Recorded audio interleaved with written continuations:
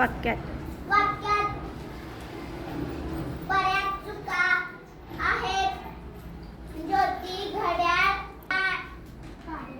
काड्या गोळा कर. अमृता सुंदर आकृती काढते. ध्रुव सुदृढ बालक आहेत. गृहिणी खूप जागृत असतात. विकृत कृती करायची नाही. भृंग छान वाजविते. रुग्णया नैना त्यांना शुगार करत बरली. बस